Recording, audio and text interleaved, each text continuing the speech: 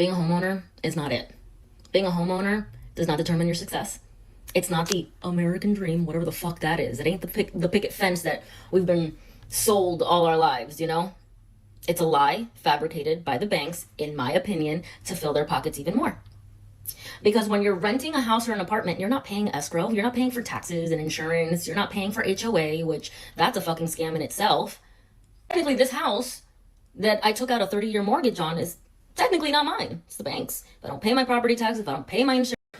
Now, real quick, when you are renting from a landlord or if you're renting an apartment, they are paying the taxes. All of that stuff is rolled into the rent that you're paying. I just wanted to just throw that out there. That's why they have rental increases, right? That's why rents increase, because taxes go up.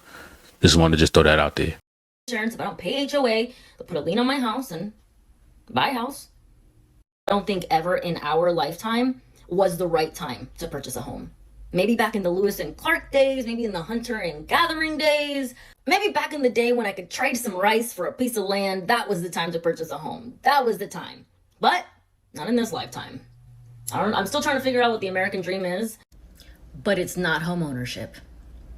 And the argument of equity is just like the stupidest thing in the world to me, because how much money am I really getting back? How much is my property gonna go up in 30 years? Best case scenario, you buy a house that does not need any improvements, no renovations, no customization. You love the house as is.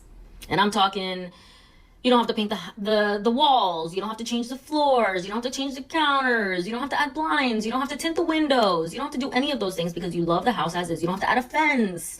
Most people take out a 30-year mortgage in order to purchase a home. In those 30 years, chances are you're going to put some money into this house to make it your own. By the time you're ready to sell that house, the equity that you get on it is probably what you've put into the house. I mean, I'm talking taxes, insurance, HOA, all of the things that go into home ownership. Wait, don't get me started with HOA, because when I was looking for a house. All right, let me stop right there before she gets into HOA.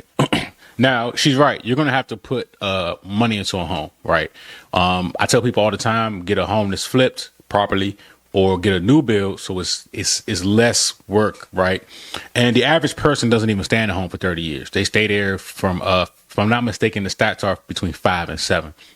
Now, as far as putting money into your home, yeah, I mean, I would say in the previous 2 weeks to next week, I'll be putting about like 20,000 into my house, right? So I had to get the board fixed under my sink from when the pipes leaked. I had a pipe burst under the sink and that board started to warp.